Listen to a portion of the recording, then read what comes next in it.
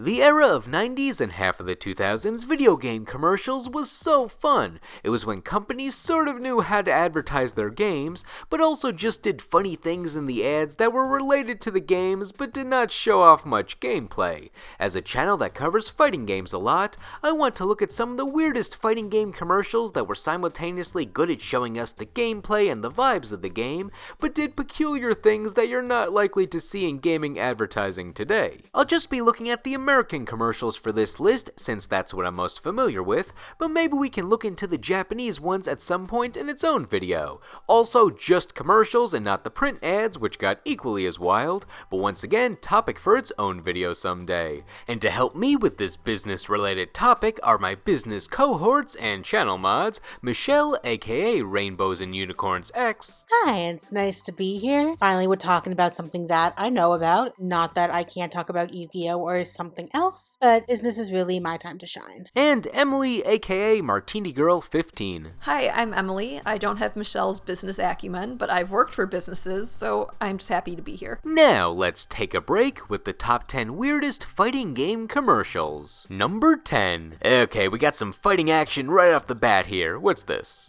You pack quite a punch. Nice. You're not bad yourself. Hey, I know them. That's Scorpion and Melina from Mortal Kombat. They must have a new game coming out. You know, I wore my old outfit just for you. Ooh, vintage. That's hot. You're hot. How about a kiss, baby? Ooh, be careful, Scorpion. She's got... Oh.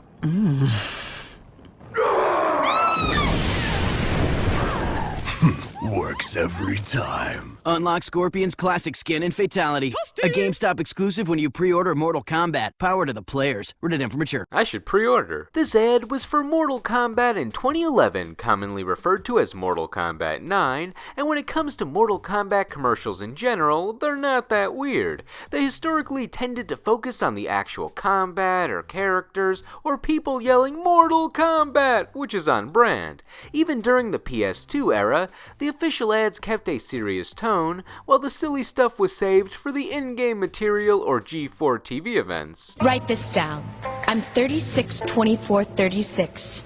And I'm a Scorpio. So to me, the Mortal Kombat commercial that's most relevant to this topic by keeping it goofy was for the GameStop pre-order of Mortal Kombat in 2011. For the special pre-orders of the game, depending where you bought it from, one of them being GameStop, you would get an alternate costume for one of the ninja characters, ones that mimic the original Mortal Kombat outfits for the guys, or Ultimate Mortal Kombat 3 outfits for the ladies. The ad plays that up by having Scorpion and Melina talk about their retro costumes and flirt a bit, along with showing the pit stage from the game and real moves these characters could do, just at different angles from the game's normal layout. So even with all the comedy, you're directly seeing what you, the viewer, could do in-game. Even Scorpion faking out Melina with a kiss that ended up being his fire-breathing skull is a finishing move from the game. I think it's funny that Scorpion's like, oh, want a kiss, and thinks he's the scary one, when Melina would just rip off her mask and just like eat his face. Like, both of them really could have done some damage on each other, so I don't know why we're all scared of Scorpion here. But that's besides the point. Yeah, I thought the ad was going to end by having Melina reveal that she has horrifying teeth after Scorpion asked for a kiss to give him a shock,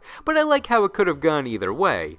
The whole motif of this ad was like GameStop's other ads from the late 2000s and early 2010s, where they had special in-game footage and made characters say funny things to each other. The boots are snakeskin, the helmet was fashioned from a ghost skull, and the loincloth is lion hide. It was during the heyday of machinima, so GameStop was likely capitalizing on that, and it really was the last hurrah of GameStop, since this was during that in-between time before digital media's dominance. Definitely interesting just because Mortal Kombat 9 was such an important piece for us that I completely forgot that GameStop did these pre-orders. I also miss those days at GameStop with the pre-orders and everyone was so excited about it. Really was kind of a heyday for all of that. So good commercial, definitely alluded to what you could get with the download, which is exciting. And the end definitely had a website. I definitely think they could have maybe made whatever the pre-order date was a little bit bigger so people could know when to do it. But overall, no complaints. I agree with my co-host Michelle. This really harkens back to kind of an earlier, more fun era of gaming. I remember standing outside of GameStop at like midnight o'clock waiting for, I think, one of the Pokemon games to come out. out. So that was really exciting. And I do think it's a good ad because, you know, there's the Mortal Kombat diehards who've been playing the game since the 90s. And then this fun, sexy little commercial kind of shows, hey, this game isn't just for nerds. I'm always a proponent of the fact that sex sells. Overall, love this ad, love this comedy, don't let Scorpion or Melina kiss you. Melina wins. Number 9. I didn't think our marriage would survive. It was really awful. Both of us kept everything pent up until one of us would just explode.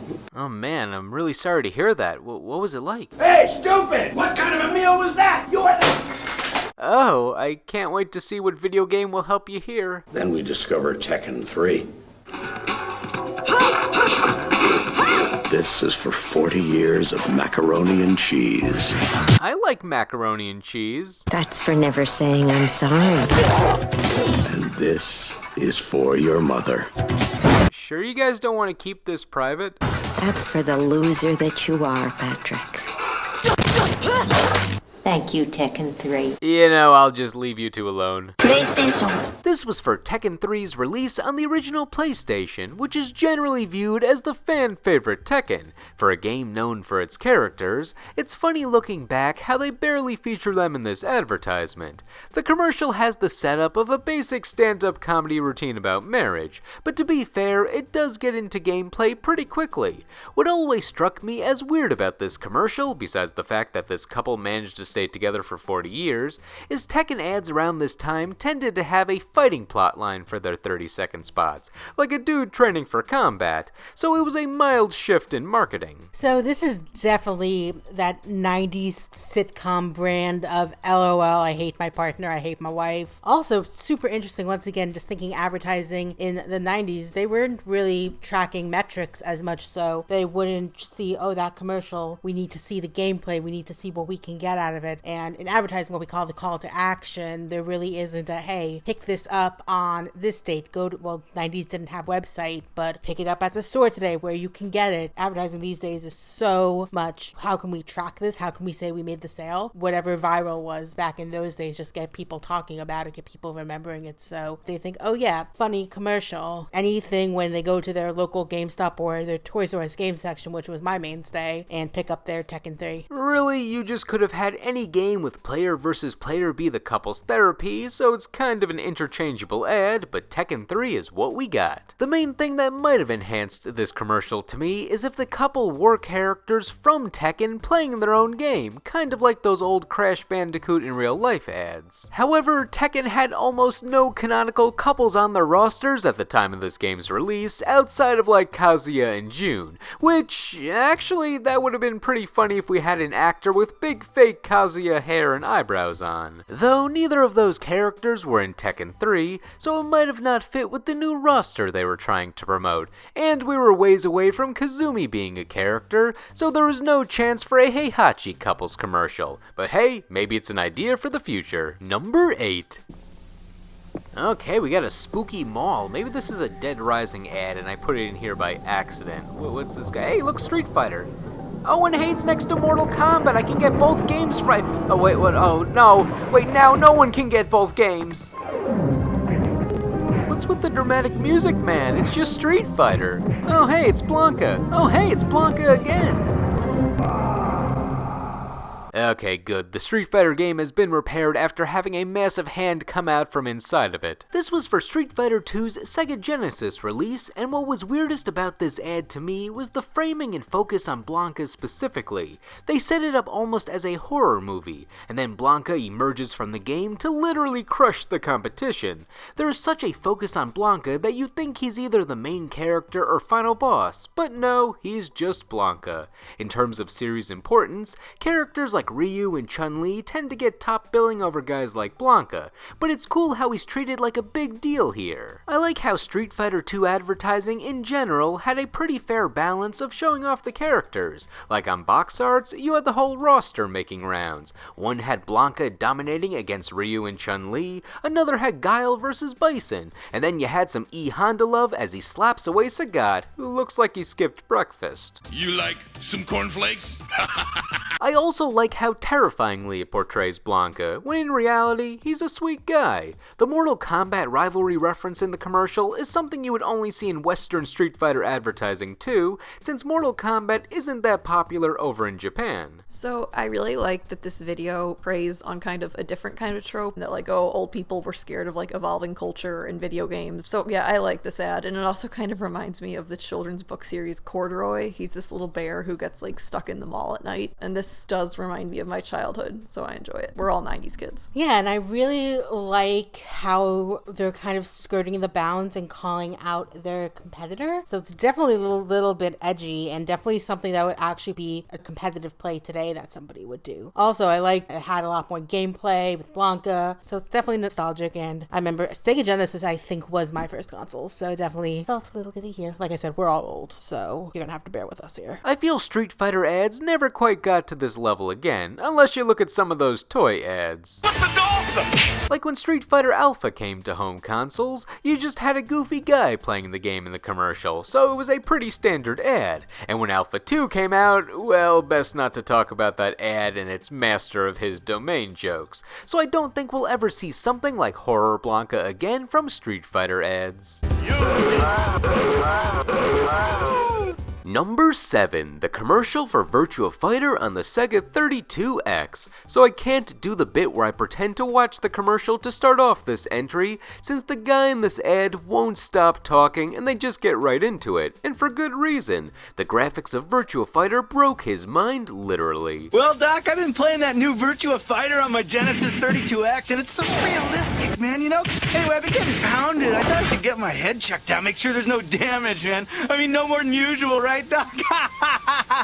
He's got that 90s in-your-face vibe where he just keeps going on in a dude bro voice, since Virtua Fighter is packed with so much stuff your feeble human existence can't handle it. Anyway, it's got features you can't get on any other system, all the arcade characters, instant replay, 7-camera views, man, it works! What was I talking about? As funny as it might seem today, these graphics were basically unseen before in video games at the time. So realistic, that's an exaggeration, but something cool to look at, definitely what they wanted to advertise. Virtua Fighter on 32X. What I like about the weirdness of this ad is how they present all the information to us. They wanted to make sure that we knew about the graphics and all the bells and whistles and how you can view the fight, so to tell us while showing us it's the X-Ray guy. Probably just because skeletons are cool. Look at how he moves his head when he laughs. Yeah, no, that's very indicative of 90s Scream kind of commercials, like that kind of edgy and then somebody yelling at you at the end. It reminds me of like the Budweiser was up. Once again, I think it's good that they're showing like they play all the different kind of things, but of the time, very like hardcore Jingo Jeans type of era there. A final note, the ad ends with him yelling Sega, which is how every commercial would end for Sega products during the 90s. I miss when we used to get the Sega end to ads. It's that nostalgic sound that activates so many idle memories in my brain. Not sure if it got obnoxious for other people, but I'll always love the Sega! Sega! Sega! Sega! Number 6, the commercial for Killer Instinct on the Super Nintendo. We got another one I can't commentate over in real time, since they throw us right into the action of Killer Instinct and people reacting to it. The moral of this ad, censored swearing is funny. Holy... Same graphics, same moves. It looks like the arcade, man. Arcade, man. Okay, so I get that it's fake swearing, but I like how their mouth motions don't match any swear words. I wonder what direction they were given. Did they just say gibberish to not get in trouble with their parents? 16 bits. 16 bits! All I can say is... Killer Instinct, only on Super NES, complete with Killer Cuts Game Music CD! Bro, why are you yelling the narration? It's totally... uncensored! So who needs a new system. Also, why does the kid get his mouth washed out with soap at the end when it was the mom who was the one who swore? I guess it's because Killer Instinct is so violent it equates to bad behavior, but it does add to the faux edginess of this ad. The emphasis on 16-bit sounds kinda silly since this ad was from 1995 when the Super Nintendo had been out long before that, starting in 1991, so we kinda knew 16-bit was the future already. In fact, it was kinda the past, since the Sega 32X came out a year prior and we were about a year away from the N64. However, this ad is more about the kids being amazed that Killer Instinct, which had 3D-like graphics in the arcade, still retains that same art style on the Super Nintendo, which was mostly known for 2D games. For that reason, I get the hype they were trying to build. Though the ad comes in assuming you've heard of Killer Instinct, since it mentions it was in the arcades and tells us nothing about gameplay. It shows it to us though. I really enjoyed that commercial, and it also feels very nostalgic. I think it might just be because I like yelling and funny ways of censoring bad words. It's also kind of a good ad because it's like, oh, this is cool because it's forbidden, or oh, people are gonna think this is lame, but it'll actually be great. Yeah, I just enjoyed that ad. I don't know, something about this kind of humor might also do well today. There's something like, I don't want, once again, to sound like a boomer saying this, but like there's something kind of TikTok about it. Kind of more similar to what we would see in like a Nintendo magazine or something like that. Like there's something very like blockbuster video about this. Is probably the best way I could describe this. I also like the dig at the end when they say, so who needs a new system? Implying that ad for the Sega 32X was just getting you to buy an unnecessary upgrade when the Super Nintendo still has the technology for futuristic games such as Killer Instinct. It was cool that Nintendo, who was known for more family-friendly content of the Sega vs. Nintendo rivalry, had Killer Instinct as an exclusive. It had your sci-fi uber violence and finishing moves, so giving it an ad that's saying this ain't for kids was probably the right idea. Now you're playing with power, superpower. Number 5. Okay, what are they looking at? Toilet paper? We'll get that right over to the bathroom. Is that Goku? What if it was the only roll left? You should always have toilet paper stocked up where you never just have one roll left. I refuse to answer this question because I'll never let it get to this point. Also, isn't there a fighting game that's supposed to be advertised? Love Dragon Ball Z? Get Ultimate Battle 22, the import for the PlayStation game console. Rated teen.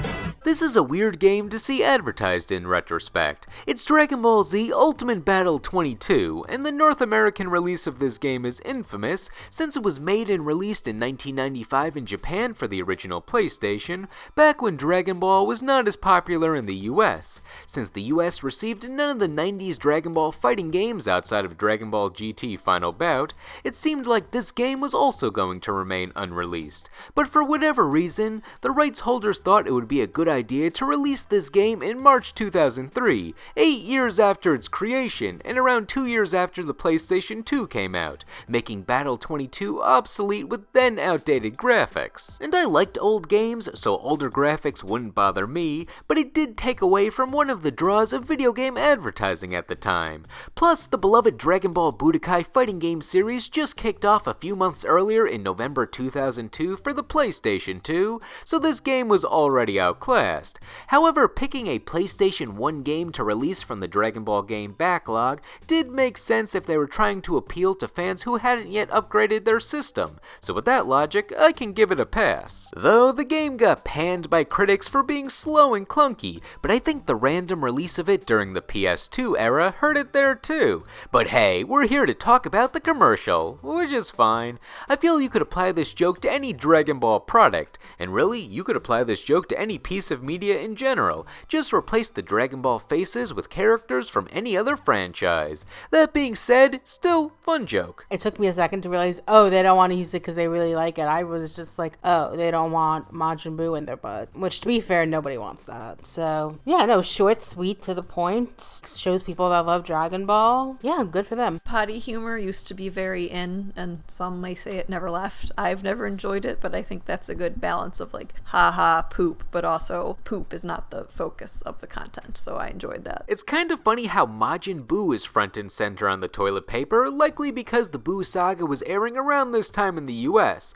but in the long run, Buu probably wouldn't be as prominent in an ad today, likely Cell or Frieza if they wanted to feature a villain. Also, I like the Japanese ad for this game. It features Krillin playing as himself. It's sort of what I wanted from that Tekken ad earlier.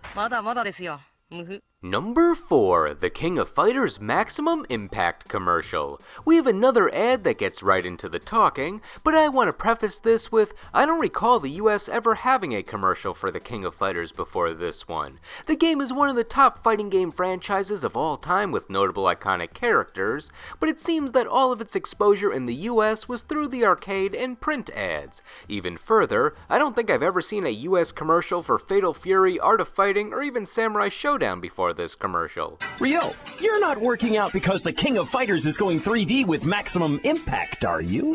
King of Fighters going 3D? I don't know what you're talking about. King of Fighters Maximum Impact. An all-new creation combines classic King of Fighters 2D gameplay with breathtaking 3D animation. This was big for late 90s and 2000s video game ads, where if a franchise had a 3D graphics game that was previously 2D, they'd promote the hell out of that aspect since those graphics were the future. 14 classic fighters, 5 new warriors. It's alright, just a little paper cut. How did his arms rip off from the barbell if that's also made of paper? Should we call a paper ambulance? King of Fighters Maximum Impact. Hail to the king. Rated T for teen. It features Terry Bogard and Ryo Sakazaki in their 2D sprite forms from one of the early 2000s King of Fighters, but they're also paper cutouts to really drive home that King of Fighters Maximum Impact has 3D graphics. So interesting to be around that time when everything was switching from 2D to 3D, but definitely funny, but I wouldn't say it was as edgy as some of the other ones there. I mean, towards the end a little bit. Definitely bro-y, kind of, I pick things up, I put things down kind of vibe to that. Yeah, I like this ad. It feels like an Adult Swim ad where they would use existing assets of characters and make them have a conversation you wouldn't see in canon. And the aesthetic is cool. I like the paper. It reminds me of those Paper Mario ads that played up the paper aspect of their game. While I never got into the Maximum Impact games, if anything, this ad makes me want to see more skits done with the 2D sprites of old. K.O. Winner.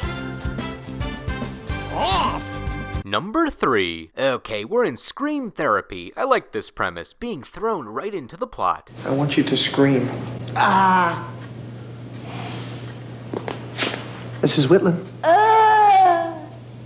Not a waste of money. What do you mean waste of money? Isn't this supposed to be Scream Therapy? Aren't you supposed to help her scream better? I'm scared. Dude, you don't have to be so condescending. They're going to therapy for the screaming. Everyone, let's encourage Jimmy to unleash the beast within. Very good. I think we've had a breakthrough. Okay, that was a funny punchline. And nice effect on the eyes. What's this advertising? I think we've had a breakthrough.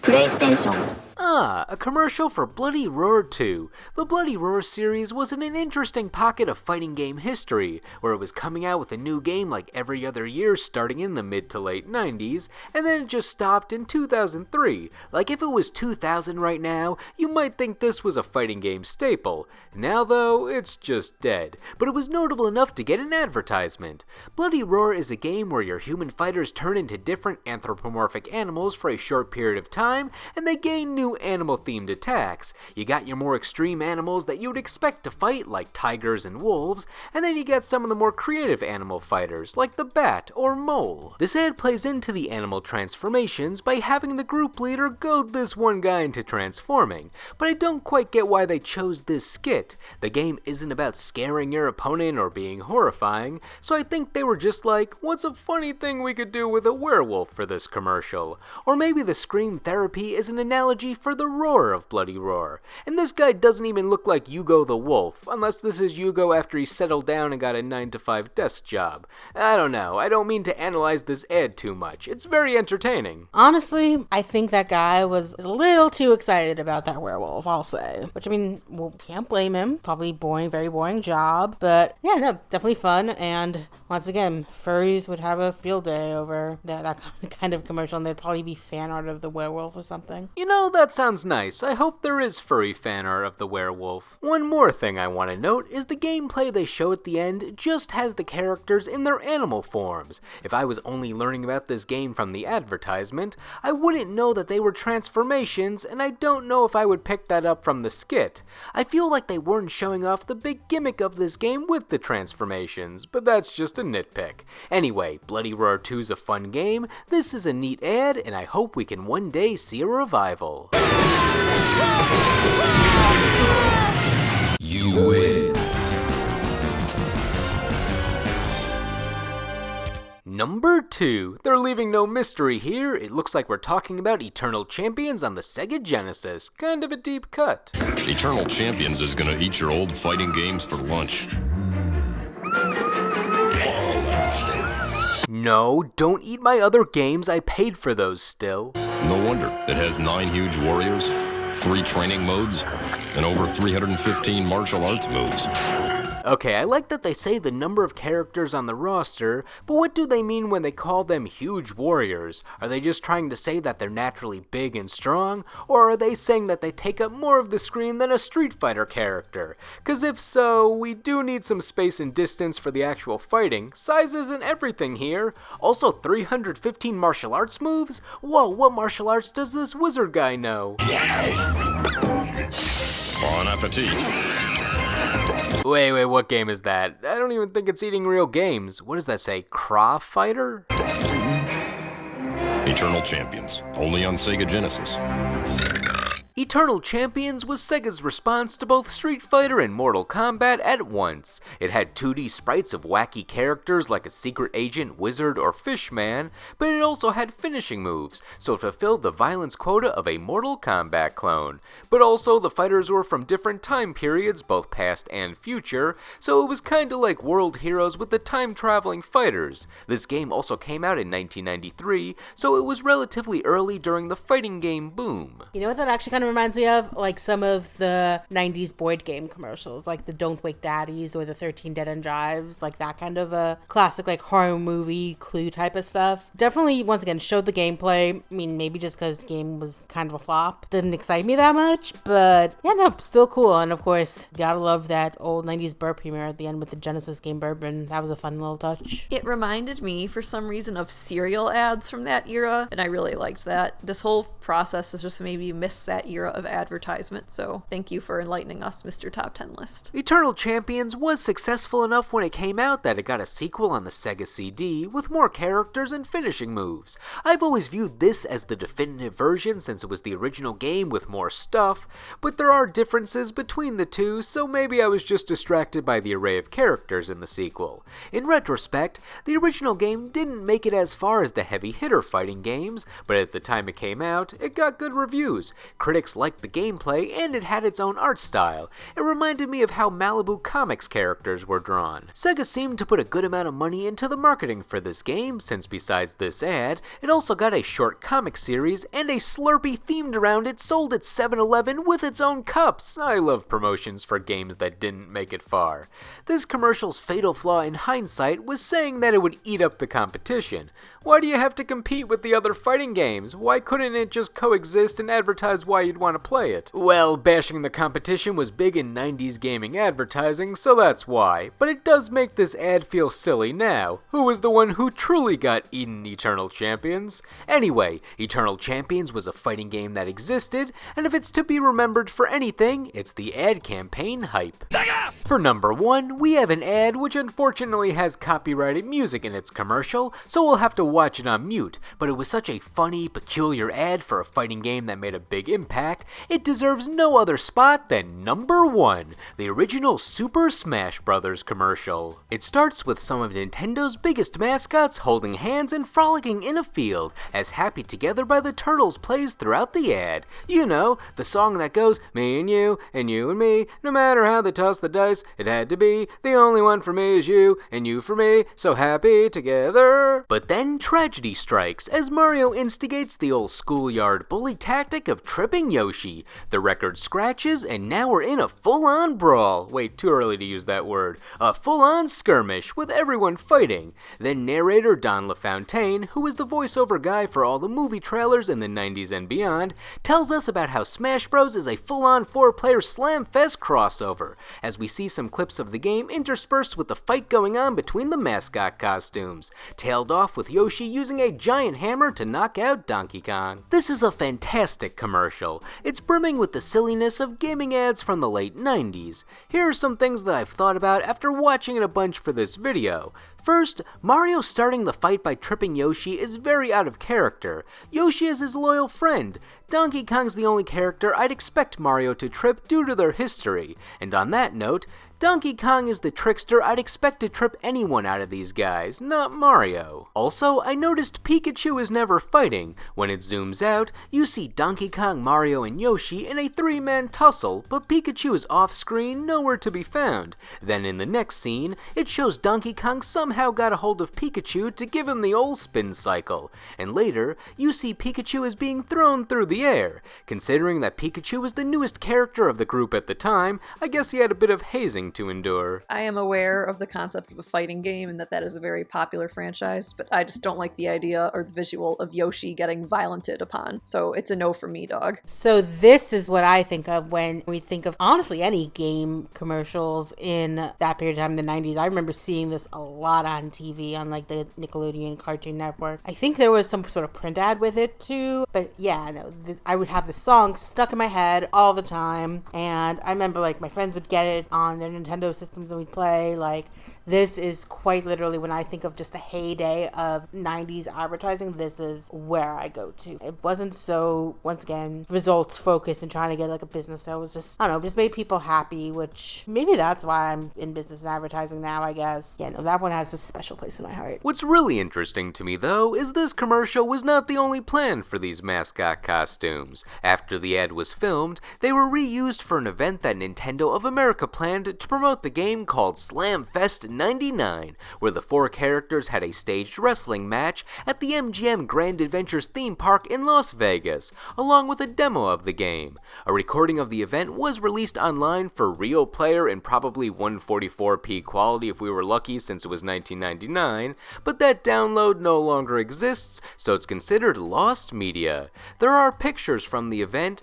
and the ad production company even has behind-the-scenes images of the commercial, which is something you don't see much from old gaming ads. You kinda just think of them existing in a vacuum, and you forget all the work that went into them. This ad is an excellent time capsule, especially since I feel you wouldn't see Nintendo do this with Smash Bros. Ads now. They would be up for humor in them, like the reveals with the Donkey Kong crew or Ridley doing Mario's hat pose for Smash Bros. Ultimate, but everything is on model now. They'll use current character designs in a fitting style usually, but maybe Nintendo will surprise us. Perhaps we'll see a throwback to an ad like this someday from Nintendo, I don't know. But if anything, this was a hell of a way to kick off one of the most famous fighting game crossovers of all time, making it perfect for number 1.